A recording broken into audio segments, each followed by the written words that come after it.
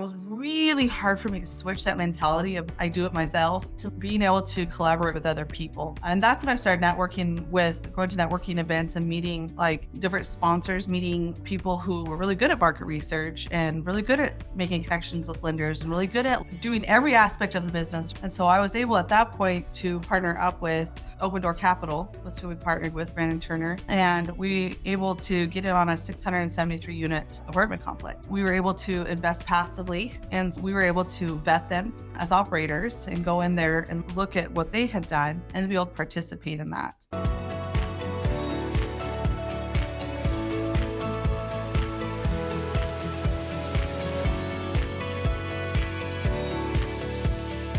Hello, everyone, and welcome to the journey to Multifamily Millions. I'm your host, founder and CEO of Zana Investments, Tim Little. And on today's show, we have with us Leann Mouritsen. Leann is a managing partner at Crown Capital, a private multifamily investment firm. Inspired by Rich Dad Poor Dad, she started with single-family rentals but shifted to multifamily. She values teamwork and collaboration, learned through raising 7 daughters. She also has a strong commitment to philanthropy, aiming to donate millions to help those in need and create opportunities for others. Leann, welcome to the show. Thank you, Tim, for having me. I'm excited. Yeah, and please feel free to correct me if I messed up the last name. What is it, Mouritsen? You're right. Yeah. Not very many people get that right the first time, but yep, Mouritsen. Okay, awesome. Good on me then for getting it right there. All right, Leann, first I have to applaud you for raising 7 girls and finding time to literally do anything else, let alone be on a podcast. I have 2 girls, and in between taking them to school, swim lessons, etc., I feel like I never have enough time. So before we get into time management and systems and processes, which I'm sure you're a master at, I want to learn more about your journey. So please tell us how you got started in real estate and how you got to where you are today. Yeah. So back in 2017, when my husband got his first dental job, he was given a book by his employer called Rich Dad Poor Dad. And I was more into fantasy books at that time. I wasn't really into like self-help books, but my husband was reading a lot of them. And I just thought he was crazy because he would talk about all these really big dreams. But I decided to read this book because it seemed simple enough. And after I read it, I was just enamored by the idea of like passive income. Like I always had that, the dog and the picket fence and the home and just that vision that's given to you. And it had never really occurred to me the opportunity with passive income. And I got really excited about it. And then my husband had fallen asleep with another book that I picked up and ended up reading. It was called The Art of the Deal by Trump. And I was just floored by the numbers this guy was working with. $300 million. He was coming in doing these huge projects. And I thought it was the coolest thing. I was up till 3:00 in the morning reading this book and got up talking for hours to my husband the next morning about it. And I was like, there's no way I could do this. So let's start with a single family home. And I started searching and we found a cute little, it was under $25,000 up in South Dakota at the time. And it'd been on the market for a while. And we had a contractor come in and gave us a quote to get the place fixed up and looking nice for $20,000. And we were just out of dental school. We had a lot of student debt, right? So we were like, 20,000 seemed like a lot to get this home fixed up. And so we ended up purchasing it, but we decided we were going to do the work ourselves. And at this time, I just had my 5th daughter. And we just hauled the kids over to this house and started knocking down walls and stripping out the bathroom and just went to town on it. And the thing was, one problem led to another one. When we opened up the walls, we realized the wiring was bad and they'd blown a fuse, and had an electrician come in and he was like, oh, we need to do this, but you should have done this before this. And we're like, oh, so we doubled our money in that area just because of not planning. And so we kept renovating. And a year later, we were still renovating this house. We were paying rent and renovating. And it was so overwhelming. After a year, I ended up calling the contractor back up, and he's like, you would be surprised how many people call me back up. I was waiting for your call. He was just like, I was waiting for you to call me. And I was like, oh, okay. And within 6 weeks, this guy went in and just completely finished it. He had his team come in, finished the flooring, finished the walling, mudding, painting, just everything. And he had these tools that, like, as a single family home, I went and bought this big sander, right? Or all of these really cool tools, right? But he had all the equipment because that was his job. He did that full time. And I really was like, this is amazing. This guy just came in. We ended up selling the home for $61,000. And had we went with him, like 25 plus 20,000 from him, we ended up spending like $35,000 So we actually spent 15,000 more, and that's not including like our rent payments that we were paying also and our utilities from the other house from not getting in there. And it was a good learning experience. Like I never would have thought of a lot of things that I look at today had I not gone through it. But it was one of those things where like I really realized how important it is to one go in with a plan when you're going to invest. Like I was just so excited to jump into it. I didn't really map out a plan for what we were going to do. And then secondly, to that it's okay to rely on professionals to help you out. And that when you get good professionals on your team, they can be a very critical player. And we ended up moving from South Dakota out to Florida after that. We rented the place out for 3 months, but we're like, all right, we really don't want to do this long distance management thing. And it was a 1927 build, so we didn't really want the issues associated with it. So we are like, okay, we're just going to sell this. We'll come out here. And we're looking for we bought another single family home with the idea of renovating and fixing it up. And I just told him, like, there's got to be a better way of doing this, right? So I started researching things. I'm like, I talked to a lot of people, like doctors and dentists, where I was like, oh, real estate. And I was so excited talking to people about it. And they're like, oh, yeah, I've been there. Like, a lot of them are like, I've already done that. I don't like it. One lady had a mom who was always calling her up saying, I got this new house that needs fixed. Bring other kids and help me. And she was just like, I don't want to. Like,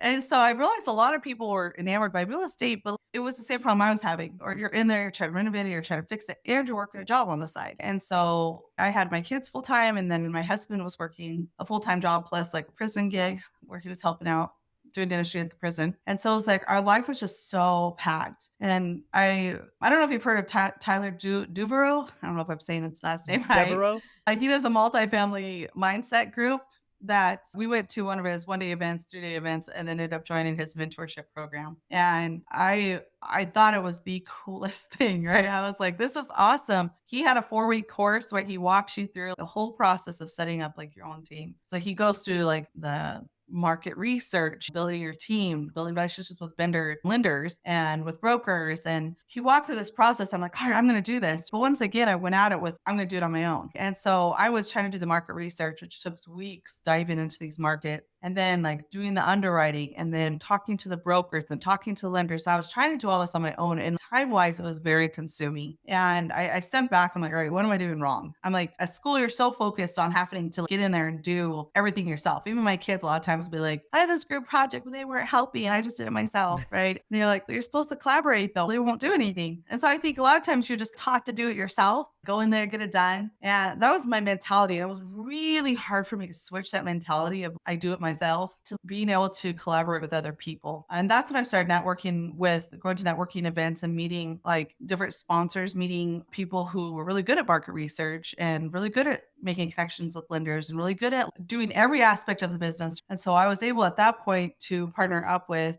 Open Door Capital, that's who we partnered with, Brandon Turner, and we able to get it on a 673 unit apartment complex. And we were able to invest passively and we were able to vet them as operators and go in there and look at what they had done and be able to participate in that. And to me, I haven't had to think about the deal, right? Like I put my investment in there. It was very hands off. And I was like, this is so cool. Like you still get the benefits of it, right? Like you still get to be invested in real estate. We still get the passive income. Like they do monthly payouts after the value add portion. And then on top of that, like you're still going to get the deductions. You still get to get your K1 write-offs. And so to me, it was like, was just a door opener to realize that there was another way. It doesn't have to be a better way, but if people want to be actively involved, I'm like, go for it. Cause I think it's a great learning experience. But I really think like the opportunity of finding great partners and then allowing them to do what they're best at, where you are still able to do what you're best at, really opened a doorway for us. And so that's really what got me like gung ho about going into multifamily and picking that lane. I know there's a lot of places you can make money in, obviously, if you do it correctly, Sure. but that's the doorway that I've chosen to enter is to do the multifamily apartments. Yeah, that's awesome. And so I want to go back because I think people are going to be able to relate to a lot of your story, right? You talked about seeing people who are at the top of the game, whether it's Trump, Grant Cardone, these people who are doing billion-dollar deals. And while it's helpful to see what's in the realm of the possible, I think by looking at people like that, it's not particularly helpful to figure out how to get started. Yeah. And so you went in Rich Dad, Poor Dad, obviously a staple. I think I read it the first time And not all of it sank in. I got what I got at the time, which is okay, I should own more stuff that makes me money and own less stuff that costs me money. And that was enough the first time I read it when I was in like college, right? And it wasn't until I was in a different place in life where I started to get some of the other lessons. And that's when I transitioned into real estate as well. And I really respect the fact that you guys tried to do everything yourself on that first single family house. But there's a lot of lessons to be learned there too. Just like you said, there's some people who have the tools, the skill sets to do those things. And there's others who, it sounds like yourself, who are trying Yeah. to learn as you go, Yep. which can work, but oftentimes, it sounds like you learned this, it winds up costing you more time and money than it would have. Now, there's still valuable lessons that you take away from it, right? Just like I've been my own property man, I've self-managed properties. I won't do it again, but I learned a lot of things in that process. Like I would rather just pay that 10%, 6%, whatever it is to someone Yeah. else who has the tools, who has the expertise, and again, almost more importantly, the time. Because as probably better than most, time is one of your most valuable assets. And for you guys to be spending more than a year doing those renovations, all that time, you were paying 2 mortgages, right? Yeah. Yeah. Yeah. And so that's devastating from a cash flow perspective. So it sounds like I have who not how right I here in the love that. background. My changing, but I read that one, I was like, wow, that was like one of those books that your mind just shifts as you're reading it. You're like, so cool, Brad, you have to read this. And Yeah, I love and I think the lesson, it's like, oh man, had I read this before we did that, you probably would have just hired the contractor and like seen on oh, paper how much money you would have saved and how much time you would have saved.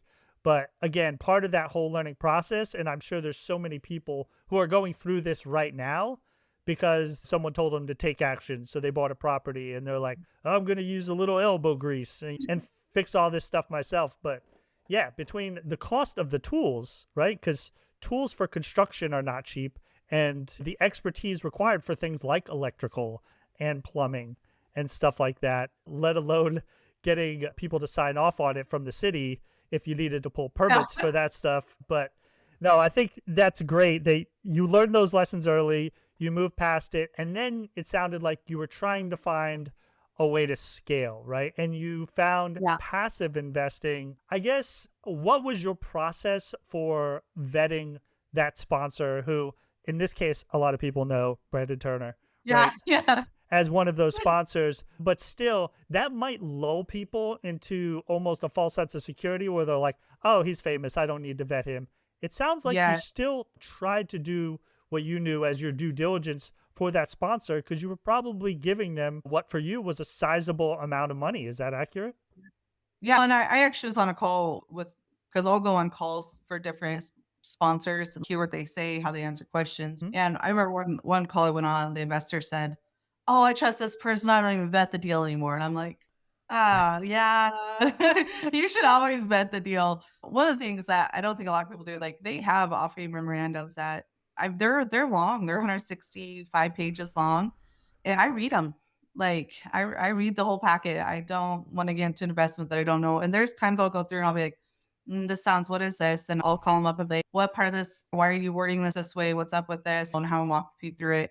But also running background checks on operators. So, I know a lot of people I just heard a story about a lady who she lost millions of dollars in a deal, and she said, "Had I simply run a background check on this person, I would have saw that he was a scammer." Like, she would have known that immediately, but because of it, she lost his money. Granted, he went to jail, but still, she lost that money, right? She didn't get Right. that back.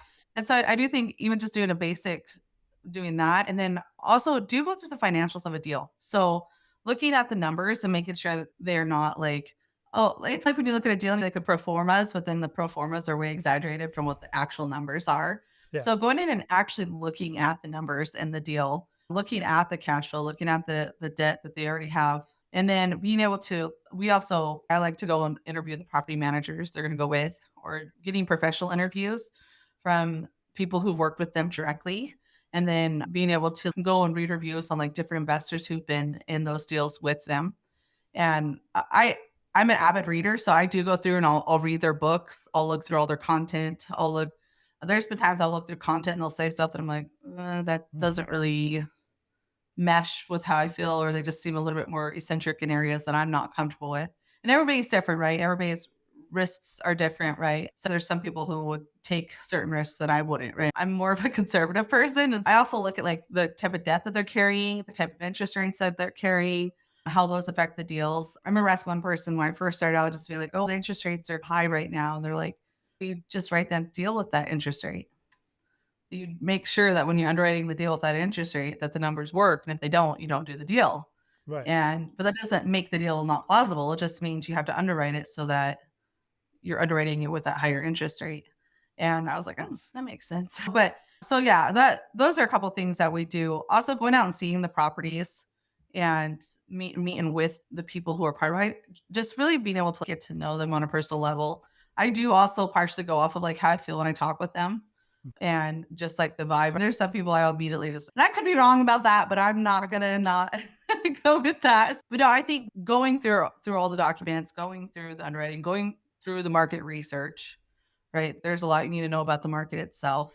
Those are just a few things that we do to before we go into a deal and Yeah. invest our money. There's And that makes a lot of sense. And you brought up a few things that not a lot of people talk about when it comes to vetting deals, which one of them is the property manager, right? Like, I don't think people appreciate enough the impact that having the right property manager or the wrong property manager can have for a deal. And sure, you can fire a property manager, but not everyone is aware that a lot of times there are contracts in place for a minimum term for a lot of these property managers, say a 1 year term minimum for that under contract. And then after that, you can fire them. That's an important question to ask. You know, what is our requirement to stay with this property manager if we're not seeing the performance we want? In terms of researching the property manager, another thing that you can do is look at the other properties that they manage. You know, how well are they being managed? Look at their reviews for those other properties that they manage. Are they responding to reviews? Stuff like that. It'll give you a good idea of how they're going to treat your property, you know, if you hire them, because you can fire a property manager, but it's very disruptive and it causes its own set of issues, right? Because if you get to that point, there's probably already things that have gone wrong. There's already money that has been lost. So you don't want to have to do that. yep. Yeah, Yeah. we heard a story of a property manager. It was out of state. The guy had property manager over it, and the numbers were adding up. And when he went out there, he had been pocketing money, same places were rented that weren't that. Like he was just doing all sorts of shady stuff. So being able to like make sure they're doing what they're supposed to be doing is very important, and making sure your property is run correctly. Yeah. Okay. Yeah. And then oversight of those property managers, right? That asset management piece, because I found, and not to speak negatively of property managers, but some will just do whatever they can get away with, right? Oh, we'll charge for this and we'll charge for that. And then until you start digging into the financials, you're like, wait a second, what is this? Why are we paying for this? That doesn't make sense. And then they'll be like, oh, sorry. Yeah, no, we'll just take that out. So you just got to keep an eye on it so that things don't get away from you, especially on-site staff. How much are you paying for staff? How many people do you have? Does that make sense? You know, if you have a 50-unit building and you have, you know, 4 full-time staff on there, that probably doesn't make sense. But if you have a Yeah. 100 plus unit, well, okay, then that makes sense, right? There's industry standards that go along with some of this stuff that even as a passive investor, you can ask the question, hey, how many full-time staff do they have on site? Does that make Yeah. sense? So I think that's really important because sometimes passive investors don't feel as empowered, but they can ask these questions. They just need to know what questions to ask. And it may Yeah. not always be feasible for them to visit the property like you were talking about. Certainly if it's local, they should. Why not? A lot of times it's just not going to be the case. So the better the questions they're able to ask, I would argue, the more comfortable they'll feel with that investment. Agreed. Yeah, I Yes. always encourage people, like, ask as many questions as you want because that's that's a very important part of if we're, investing, yeah. And that was what you talked about, that gut feeling. That was part of it for me too. The first time I passively invested, I was listening very acutely to how they answered the questions and if they decided not to answer some questions, right? Are they patient with me as a newbie passive investor? Even if I'm asking stupid questions, are they taking the time to educate me? And they were for the ones that I decided to eventually passively invest with. And I think that's important, right? We should be seeking to educate passive investors, not make them feel stupid for not knowing what they don't know. Yeah, I agree. Yeah, we actually created the Investor 101 course for that purpose because we're like, we don't want, and I tell people this, they're like, I don't, this sounds like a scam. And I'm just like, dude, I'm glad you feel that way because it is important to make sure you don't get scammed. Okay. So I say, yes, I go, before you even invest with us, I want you to go educate yourself, know the terminology, know how to look at the numbers, know what you should be looking for in a market, know what the sponsor's responsibilities are, what your responsibilities are, right? So yeah, I very much so think investors before they ever should touch an investment should educate themselves on what it is, what they're getting into, what the risks are, what the pros are. Yeah, because those are very important things to know before any investment. Okay. And you walked us through your first passive investment. Now, go from there. What happened there to where you shifted from being a passive investor to being on the more active side? And what role do you play now? Yeah, so I after I did that, like invested passively, I thought this is a great tool for so my husband's a full-time dentist Mhm. and he goes to work from 7:15 till 6 o'clock at night. And then on top of that, he's doing continuing education and improving his skills dentist, right? And I realized when we were trying to do this, like the home, that it took up a lot of his time. We were working from 6 to midnight, trying to do this single family home and then trying to go home, put the kids to bed, come back. And I realized that a lot of dentists, like, they're in the same situation. Like, they're running a practice, they're working full time, they're improving their skill sets, and they're on their time off. Not all of them, I'm assuming, want to go and do real estate on the side, right? And so we have a good income. I don't need to go work like by any means. Like my husband's got a good job. But to me, like I wanted to provide an opportunity for dentists to be able to get into real estate without having to take on a second job and also to help them prepare for like retirement. So I really got into this. That's one of the reasons was fairness. And then to be able to provide opportunities for them to invest passively and still be able to build up their wealth and not rely primarily just on their practice for the retirement. So a lot of dentists will build up a practice and that's what they consider their retirement. But then by the end of the 26 some years, they'll sell it and they realize that it's not much to live off of and to me, I've seen a couple dentists in that situation where they sold their practice and then they're not able to really retire and they end up going back and getting an associate job. And I'm like, if you would just invest 50,000 a year that past 26 years, like you wouldn't even have to be thinking about it, right? Like you would have had, and then you could have sold that practice and reinvested it also and lived off the passive income, right? But we're so used to living off active income that, and you make good enough money to be able to live off of it that you don't really have to think about it. And so being able to help them be able to, so I guess it's more of a long term view for me, like long term, 15, 20 years down the road, when dentists are starting to retire, I want them to be able to not have to be like, oh, wait a minute, I can't do this actually. I'm gonna have to go back to work. And so that's probably one of my main reasons. My other one is being I do love the idea of providing help to others. And I read I don't know if you read Grant Cardone's Millionaire booklet. It's the little pamphlet booklet he has. Yeah, I have it. I haven't read the whole thing yet.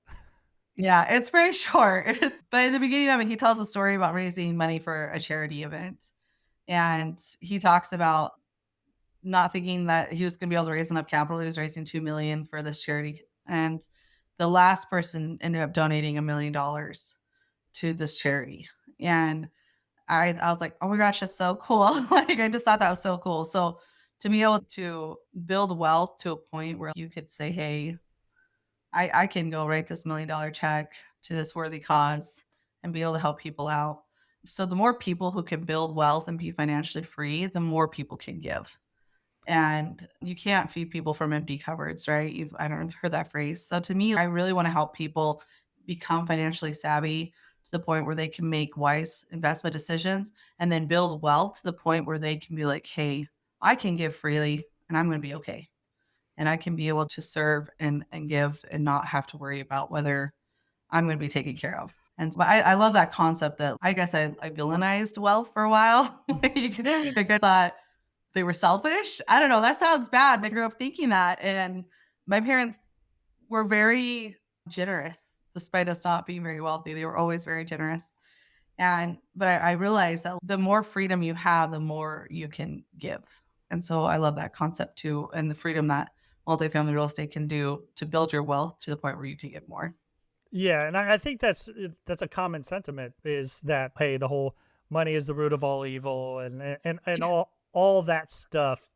But I think the counter to that is exactly what you were talking about with the empty cupboards, which I hadn't heard before, but I get it, right? If you don't have enough money to take care of yourself, then you can't help others, right? And the more you have, the more you can help others. And I think that resonates with a lot of people too, because oh yeah, that actually makes sense, right? Like you can't give tons of money to charity if you don't have enough to pay your own bills. Yep. And so it's a very common sense way to counter that programming of the rich are evil, money is evil.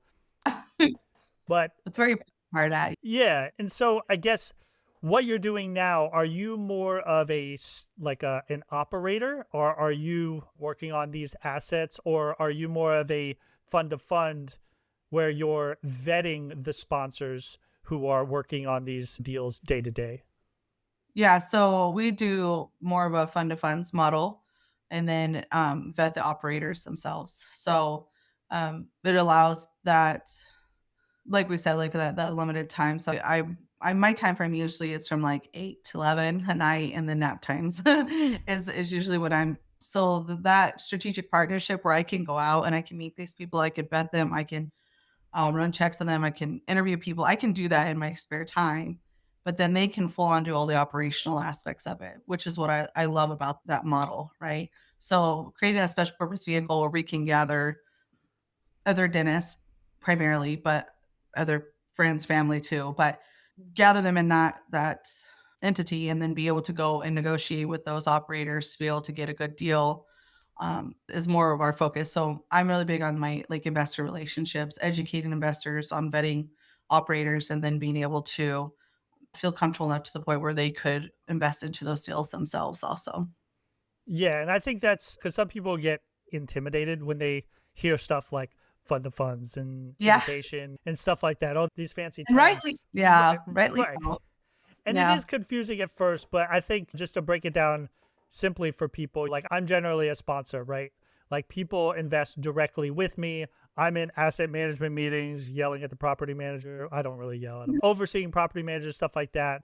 But someone like you is able to pool funds of investors and really take advantage of economies of scale to Yes. negotiate with sponsors to say, hey, listen, I'm bringing a million, 2 million to the table. Can you give my investors a better deal? And that's what you're able to do for them. So that's the benefit really that I see in using a fund of funds versus going direct. Because could someone go direct to a sponsor? Yes, but they may Yeah. not get the same returns. They'd also have to do more homework, which is one of the services that you're providing, Yeah. right? So I think that's just the difference. I wouldn't say one is necessarily better or worse than the other. It's just what makes more sense for that individual, because time Yep. is always a consideration, the risk profile, expected returns, all of that stuff that goes into being an investor of any type. All right, we are running against the clock, so I do need to transition into the turbo round. Are you ready for that? Let's do it. All right, so the first question: what is one red flag every investor should look out for? Okay, so one I just thought of was you should not wire money to someone directly. I had a friend who was told that she could be a part of a deal. She wired $200,000, but the paperwork wasn't done correctly, and she lost her $200,000. So I would say make sure the paperwork is done properly. Make sure that you're not wiring money to a personal bank account, like that the entity is set up. Do your background check before you put any money into any deal, because there are people out there who unfortunately are crooks, right? And so being able to make sure that whether you're working with a lawyer or financial advisor, that you can do that background check on that company and make sure that like the protocol set up that needs to be set up before you wire over any money. So I don't want anyone seeing their money vanish. That's just, I heard that story. I was just like, they're going through legal proceedings and such, but it's gone. So being wise where make sure you bet the company you're investing with. That's gut wrenching. Yeah, it's very sad. No, but that's absolutely true. I mean, with any wiring, right? And we tell investors like, hey, do not wire your money until I say it's okay to wire your money, because we don't want them like jumping the gun either if paperwork hasn't been done, because then if we have to return the money for some reason, then it's that much harder, right? If they've already sent it, if something wasn't correct with the paperwork. So we'd rather make sure all the T's are crossed, I's are dotted. Yeah, I got that. Before we have them even wire the money. And then it's a matter of, okay, confirm the details with me. Call the bank if you have to confirm the details, because it's not easily reversible, I guess is the best way to put it. So you certainly want to make sure you're sending it to the right place and to someone you trust, but even after that, you want to make sure that all the details are correct. All right, awesome. So what is a myth about this business that you would like to set straight? I think one thing I hear is people like, I can't do that. I can't get into large apartment deals. I can't. But they have to start with a single family home, which you could. It's a good learning experience, but that doesn't mean that you can't start bigger. So if you have reserves, if you have the ability to be in a position financially where you could invest that money, you can go into bigger deals right away and be able to enjoy that passive income and be able to have that investment in there. And yeah, so. Yeah, and I agree. I think some of it is limiting beliefs, but some of it is limited based on our knowledge, right? Like I didn't know about passive investing until I knew about passive investing. So I didn't think it was possible, right? Yep. I didn't learn about passive investing until 2017. And I rented for 10 years. It never occurred to me to be on the other side of the house. It never even crossed my brain. So yeah, you need to get educated and know your opportunities. Yeah. Yeah, that, and I think the other piece is letting people know that they wouldn't be missing out on all the things that they like about owning directly, like with their single family rental that they have, because they like cash flow or they like getting depreciation. Most people wouldn't think that if they're only passively investing that they could still take advantage of some of that stuff, but you glossed over it at the beginning. They still get those things. Like a lot of these deals will kick off distributions, which is just money to you from the profit, whether it's monthly, quarterly, whatever the case may be, right? And they also get that depreciation, which may lower their tax base, which is given to them through what you said, the K1. So a lot of people don't realize that either. Yeah. And you can't bank on it, but even the appreciation is something that, like, if you owned a home, you'd have that appreciation. But that is true also with apartments. We don't ever do that in our underwriting. You can. That is a benefit also, appreciation too. Yeah, and just like on the single family homes where you force appreciation by renovating, it's very similar on apartment buildings, right? You're forcing appreciation by making it nicer so that you can charge more rent. And that's where the appreciation comes from, because a lot of people don't realize that the value of apartment buildings is based largely on the income that they get from rent and other sources. All right, awesome.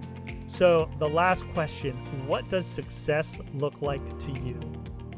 When you asked that, I was like, oh, what does that mean? So one of the things my husband and I do when we talk about what is success to us, we say, what are our top 3 priorities? And so, like, when I look at success, I would say number 1 is your relationship with God.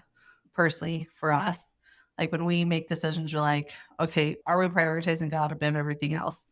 And then if we're not, we're like, all right, let's put ourselves in check, make sure we're doing what we need to. And then I know a lot of people will switch these and say family sex, but we'll often say self because how you take care of yourself also influences how you take care of your family. Okay. Right. And my husband's really big into working out and eating good foods and exercising and reading books, taking care of yourself mentally, spiritually, physically, emotionally, right? That all of those influence. The third one we would say is family, right? The way that you and your family are. And so, which also goes into your career, in your life, and your relationships with others. So I really see success as being able to have a good relationship with God and be able to have a good relationship with yourself, and then having those good relationships with your family. And yes, having financial liberty and freedom is can also be considered part of being financially successful, right?